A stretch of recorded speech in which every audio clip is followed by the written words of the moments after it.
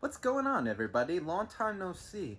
It's been almost actually 4 months since I did my last video. In this video, I'm gonna do my movie reviews that I watched past couple of days. If you guys seen these movies, just comment below. Okay, let's just get started, shall we? And the movies I watched was Anything for Jackson. And I gotta say, I knew from the very start I was gonna like this movie because I like these kind of supernatural thriller religious films. Like, and it goes back to The Exorcist, The Omen, and Rosemary's Baby. If you guys are fans of these kind of films, check this one out. And it's no wonder it got certified fresh Rotten Tomatoes badge on this Blu-ray case. Check it out. And the next one I watched is Winter Kills, and it has a lot of great casting in this movie, which has Jeff Bridges, John Huston, Anthony Perkins, Sterling Hayden, Eli Wallach, Dorothy Malone, Thomas Millen, if I'm pronouncing it correctly, Melinda Barr, Ralph Meeker, Toshiro Mufin, if I'm pronouncing his name right, and Richard Boone. And if you guys see a lot of big names in one movie, over the years, when I see a lot of those names in one movie, that means it's a good one. And this is a great thriller too. It also has Joe Spinell in it. And when I think of Joe Spinell, I always think of him in The Godfather, where he plays as Willie Chichi, the enforcer. Check this movie out if you guys have not seen it. And another movie I watched was Jigsaw. That I think it's the eighth film installment of the Saw. I enjoy all of these Saw films. I enjoy all of them. There's no worst Saw film in that franchise. And another thing, I don't always keep cover-ups. I mean, yeah, cover-ups that usually comes with Blu-ray releases, but I like this cover-up. Really cool art. And another Saw movie, Spiral, with the Book of Saw, with Chris Rock and Samuel L. Jackson. Despite Chris Rock can always plays funny roles, he can play dramatic roles as well. Like in one of the scenes, he mentioned the movie New Jack City. That's funny because he was actually in that movie and he played a dramatic role in it as well. I gotta say, I enjoyed this movie, and Samuel L. Jackson, no surprise, he was excellent in this movie as well. Definitely a movie you should check out as well. And the next one is Rosemary's Baby.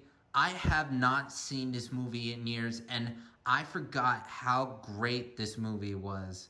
When it comes to Mia Farrow and Roman Polanski, this is the film I'm always gonna think about them in. Also, John Cassavetes was also great in this movie as well. From the movie, he was also good in The Dirty Dozen. And this is another, and like I said in my first DVD watch, this is a movie you should check out as well. Another supernatural thriller. And the other one is Scream for Help. And I wasn't so sure about this, but I was open-minded because I like the Death Wish films with Charles Bronson. And when I was watching it, the half of the movie was kind of slow, but when it got to the other half of it, it was getting more interesting. Really, despite not having a lot of unknown actors, but the one actor who was in this was Rocco Sisto.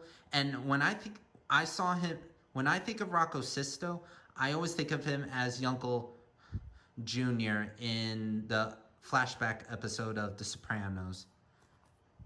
Check this one out if you guys like the Death Wish films. And the next one is the comedy Morgan, A Suitable Case for Treatment, which stars Vanessa Redgrave and David Warner. I've always been a David Warner fan ever since I watched him in Titanic. And I gotta say, this movie was kind of funny. And no matter what David Warner plays as, he's always excellent. And this movie made David Warner an international star. If you guys like comedy, this is a movie you should check out as well. And the next one is Hard Target with Jean-Claude Van Damme. This was a pretty badass movie. I don't care what anybody thinks or Rotten Tomatoes say. Lance Henriksen and Arnold Vosloo. A lot of people in this movie were great, especially Lance Henriksen. And when I think of Arnold Vosloo, I always think of him as Imhotep from The Mummy and The Mummy Returns. If you guys like action films and Jean-Claude Van Damme, this is a movie you guys should check out as well. I keep saying you guys should check this out as well. But anyway, great movie. And the movie Alone in the Dark. And I've heard about this movie for years because I watched this, I think it's a documentary film called Alone in the Isles, where Donald Pleasance and Nancy Allen talk about horror movies. Why do they scare us? And I saw clips of this movie. This movie was beyond terrifying and excellent, which stars Jack Palance, Martin Landau, and Donald Pleasance. Funny, where the name Jack Palance is, Batman is right next to it. And it's funny because when I think of Jack Palance, I always think of him in Batman, where he plays as Carl Grissom. And I really like Martin Landau as well. This is a really underrated movie. Really freaky movie. Next one is Van Helsing, which stars Hugh Jackman and Kate Beckinsale. I've heard about this movie for years, but I knew from the very start I was gonna like this movie, despite getting poor reviews. But I thought this movie was excellent, directed by Stephen Sommers. And Stephen Sommers directed movies like the 1994 version of The Jungle Book, The Mummy, The Mummy Returns, G.I. Joe, The Rise of Cobra. But out of all of his films, I'm always gonna like the Mummy movies.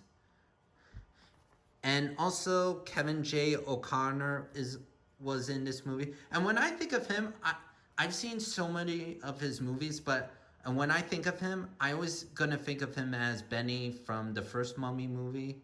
He was really good as Igor in this movie. And Kate Beckinsale was a badass in this film as well. Beside from the Underworld movies, she was pretty badass in this. And the last one is Killer Klowns from Outer Space. I gotta say, it was a quirky film, but a really freaky, scary film about clowns attacking Earth from outer space. And that's pretty much it on this movie. This was a creative movie. You can't go wrong. Killer Klowns from Outer Space. Very fun movie. And it's considered a cult classic. The other movie I forgot to mention was the remake of The Wolfman with Benicio del Toro and Anthony Hopkins. And I saw this movie when I was a junior or senior back in high school. And when I first watched it, I was really, really impressed with the makeup, the Wolfman makeup by Rick Baker. He did a really good job. A little better than the original makeup from the old Wolfman, 1941 or Wolfman with Lon Chaney. If you guys like these old school horror films that goes back from the Universal Monsters, this is a movie you guys should really, really check out. Highly recommend it. The other movie I forgot to mention I watched is the remake of The Wolfman. And I watched this when I was a junior or senior in high school. But when I first watched this film, I was really impressed because Rick Baker did an excellent job with the wolf makeup.